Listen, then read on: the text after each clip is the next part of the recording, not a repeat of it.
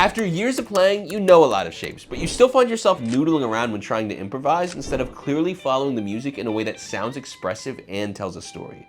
You already know by now you don't need more shapes, but you need a clear way you can think and play musically. So how do we do that? Well, after teaching about 1,000 lessons, I've realized it doesn't take that much. In fact, in just 4 steps, you'll be able to come up with ideas in your head and play them on the guitar the way you've always dreamed of.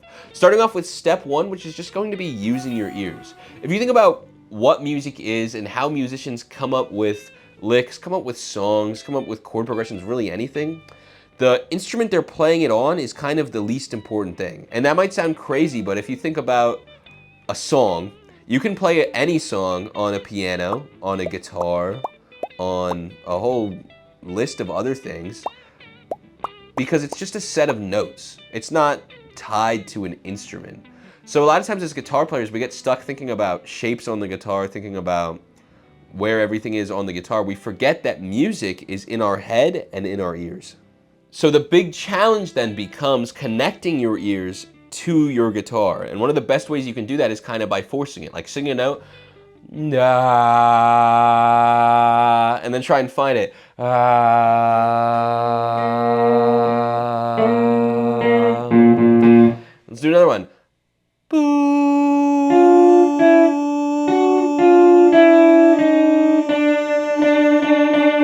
When you spend time just singing notes and then finding them, it makes it a lot easier to sing phrases and then find those too. So now you try and find this note. Ooh. Play it. If you're struggling, you could try singing it too. Ooh.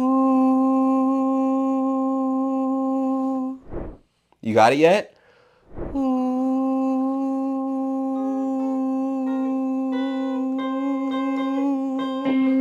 Got a little C. Ooh. It's okay if you don't have it off the bat. Literally sing a note and then play a note and then try and find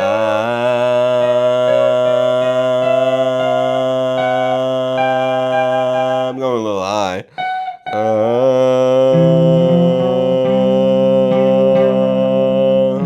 You will find the note eventually if you really sit there and try and do it. But today we're trying to figure out not just how to sing a note and find it, but how we can actually improvise, right? So we're going to be using as an example, Knocking on Heaven's Door. You might know it by Bob Dylan. You might know it by Guns N' Roses. Frankly, it doesn't matter because it's my version that we looped anyway. So really it's just the song, it's just the harmonies. So the idea is to create whole phrases in our head and then find them on the guitar. So we can think about Knocking on Heaven's Door is kind of like E minor pentatonic, right? So you gotta get the little E minor pentatonic in your head. Trying to really like think about that, and then throw in a little lick that might fit in there, like right, and kind of extending it from there. And one of the best things to do is to let the track actually play, or the loop, or whatever it is you're playing over, and then think about it. Just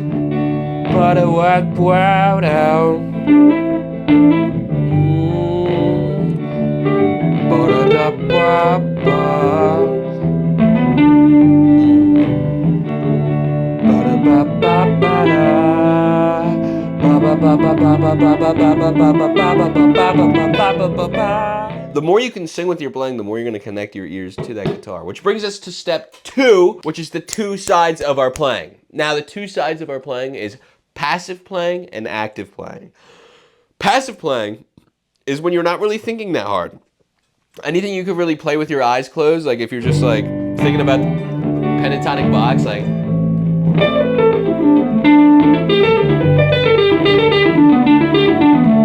I'm sure most of us can play the pentatonic box passively without any thought. Anything you're doing without thought is passive playing. Now, passive playing does not have a limit. If you're like a jazz legend, passive playing for you might be going like fucking like, and you know, it can really be anything. But the other side of our playing is active playing, active thought in your playing. This is when you're actually sitting there and thinking like, what am I playing over? How do these notes work? So like in this progression, we have G, D, A minor, and then G, D, and C. So more active playing would be sitting there and thinking like, where are those notes? Like we got G, D, and then A, right? And then a little G, D, C. And it would be actually thinking that and then playing over those notes purposefully like this.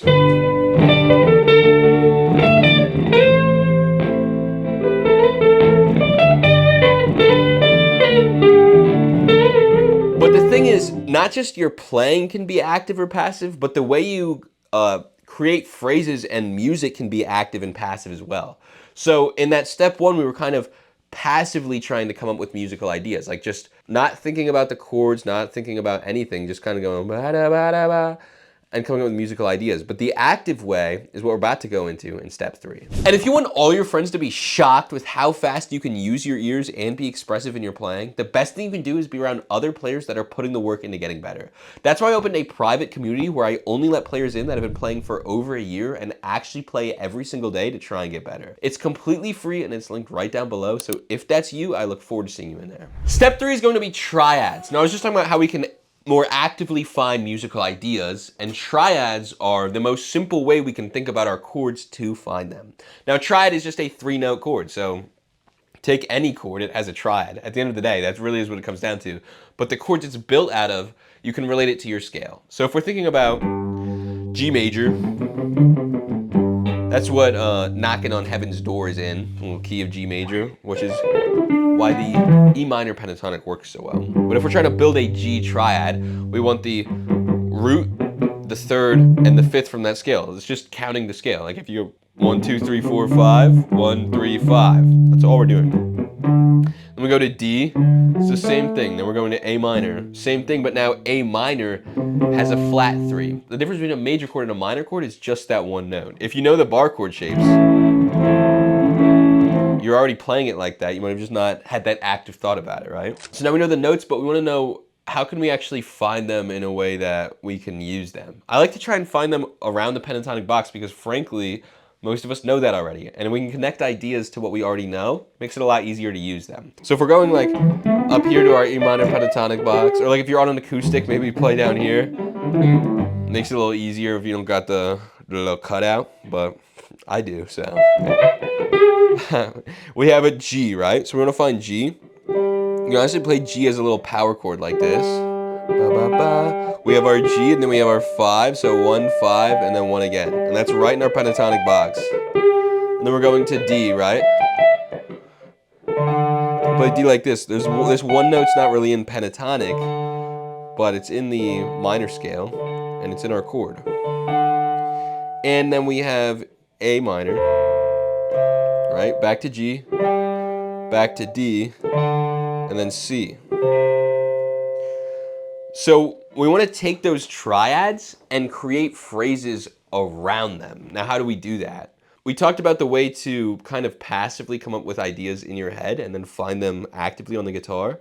It's kind of a middle ground of mixing that with these triad shapes, a little passive, a little active, bringing it together.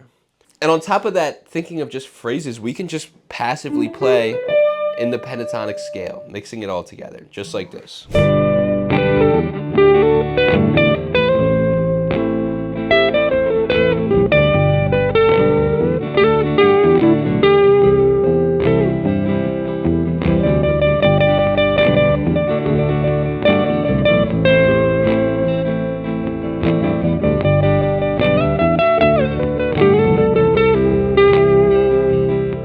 And step 4 is going to be truly taking action in your guitar playing. Anybody can watch a YouTube video, right? In fact, everybody, for the most part, watches YouTube.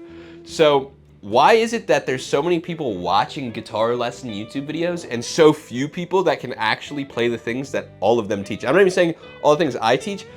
I know you watch more guitar YouTubers than I do. You've probably watched fucking 500 YouTube guitar lessons, and maybe you've learned things from some of them, but at the end of the day, if you just keep watching and watching and watching and watching, but you don't actually put time into committing to the concepts that you learn in the video, it kind of doesn't matter that you're spending all this time watching these lessons. It really doesn't.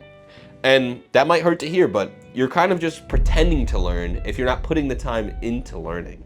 You could just be fucking gooning, like really. So how do we actively learn things to make these videos worth it? Well, for any video, this video or another video, it would be more beneficial to you, instead of going straight to the next video, to go back, watch the video again, and really play the concepts that are being talked about. Really understand what is going on. Sit there every moment and say, like, what is happening? And you can do this with songs too. You learn a song, you can play the chords. Okay, can you play all of the parts of the song? Like, do you really know it? And on top of that, when we talk about topics like triads and all those kinds of things, yeah, you might conceptually go, oh, a triad's a 1-3-5. But can you play your triads? Like, can you play every G chord over the whole neck? Because if you can't, they're gonna be kind of hard to find, right? You're gonna have to use an active thought. Because the passive practice creates the passive abilities. If you sit there for fucking 7 million hours and play every damn G chord, right? That becomes a passive skill for you. It does. The more you practice, the more passive your playing gets, and the active thoughts can be put into more advanced and frankly more fun concepts than just playing in pentatonic. And if you're the kind of player that really does put time into your playing, but you feel like you need more direction on how you can actually improvise all over the fretboard, then check out this video right here to see how I help players play all over the fretboard, targeting chord tones and expressing themselves with ease.